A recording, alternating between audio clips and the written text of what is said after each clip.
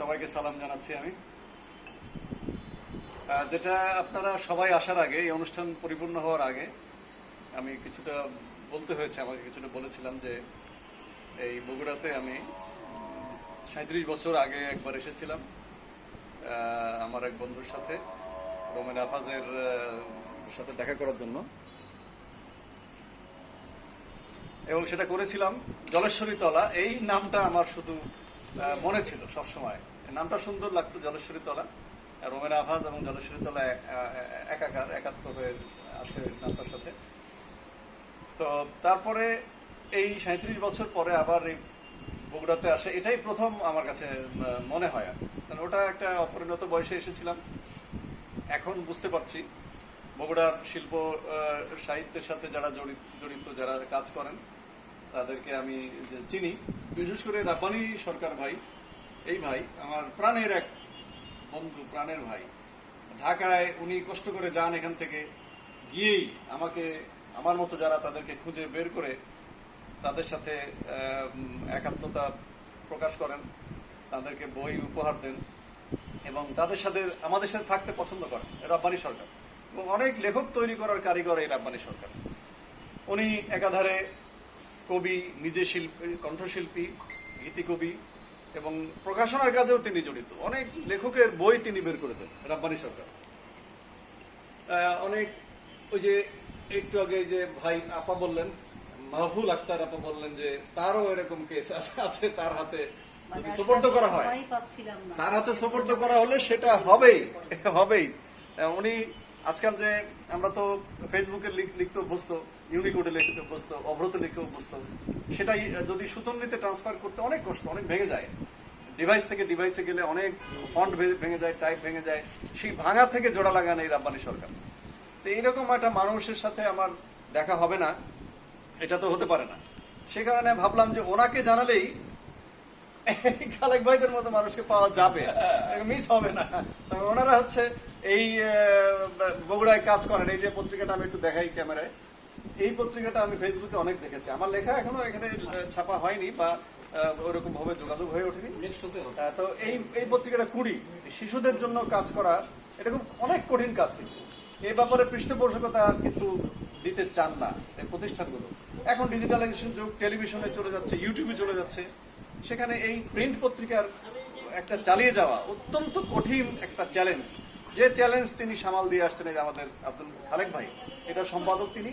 আমি তাকে সবচেয়ে বেশি শ্রদ্ধা জানাচ্ছি এই পত্রিকাটা বের করার জন্য। কি দরকার ছিল শিশু কিশোরদের জন্য কাজ করা? এটা তো কোনো আপনার সরাসরি আউটপুট কিংবা সরাসরি ফিডব্যাক পাওয়া যায় না। শিশুদের প্রশংসা অভিভাবকরা করতে চান না, শিশুরা তো পরের কথা।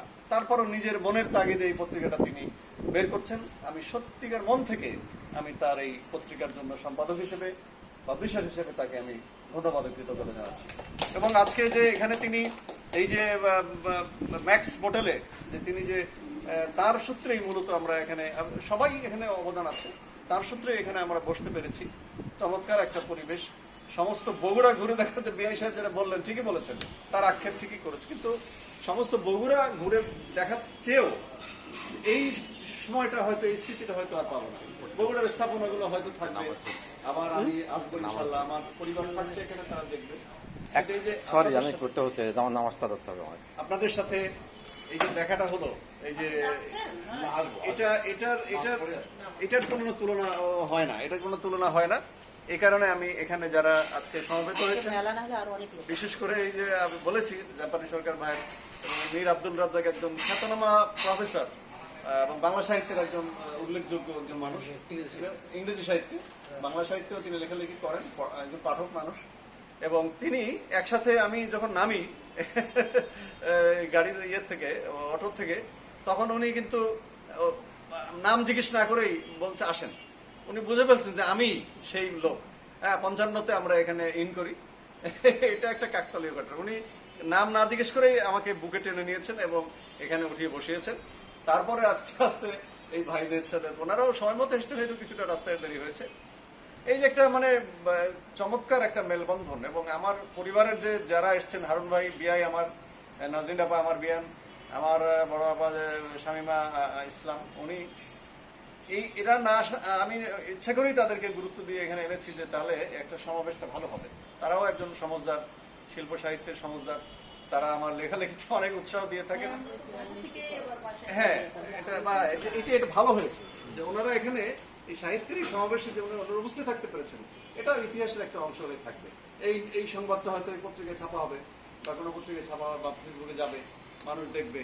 এই স্মৃতিটা কিন্তু পরবর্তীকালে সার্চ দিলেই আপনারা পাবেন যে আজকের এই দিনে আমরা এই ম্যাক্স মডেলে বসেছিলাম এই যে সাহিত্যের এই আড্ডায়। তো আমি অনেক ধন্যবাদ জানাচ্ছি আমার পরিবার, আমার মেয়েদের সম্পর্কে অনেক আমরা শুনেছেন, আর বেশি বলতে চাই না, আগেও বলেছি। এটা আসলে যারা পিতামাতার নীতি পলিসি আদর্শ এই দিকটা সন্তানেরা যদি সঠিকভাবে সেটা থাকে, আমি ছেলে মেয়েদের সামনে আমরা দেখাতে পারি, মানে দেখানো মানে এক্সিবিশন না, কিন্তু আমরা যদি সেভাবে থাকি ওরা সেইভাবে তৈরি হবে। বেশিরভাগ ক্ষেত্রে সেটা হয়। আমরা আমাদের মেয়েদেরকে কোনো প্রাইভেট টিউটর দেইনি বা দিতে পারিনি, এটা এক কথা, দিইনি, ওরাও চায়নি। ওরা কিভাবে এটা করেছে আমরা সত্যি ভাবলে আমরা আশ্চর্য হয়ে যাই। আমরা অশ্রু সংবরণ করতে পারি না যে কিভাবে সম্মান পরিবার থেকেই কিন্তু সম্মানটা তৈরি হয়। এবং ওরা যে বাইরে স্কলারশিপ পেয়েছে সম্পূর্ণরূপে নিজেরা করেছে। না হলে ওরই বন্ধু বান্ধব অনেকেই ওখানে গিয়ে ওরা জানে না, বোঝে না, বুঝতে পারার কথাও না, ওখানে গিয়ে বিপদে পড়ছে, হয়তো টিউশন ফিটা পাচ্ছে, লিভিং কস্টটা পাচ্ছে না। তখন কিভাবে যে তারা বিপদে পড়ে, অনেকে ফেরত আসতে হচ্ছে। ওরা আমার আবার দুই ছেলে, এই যে আপনি দেখেছেন অন্তরা এবং উইলো, এই দুই মেয়ে আমাদের, এবং রুবেল এবং রাজীব, ওরাই এটার পথপ্রদর্শক।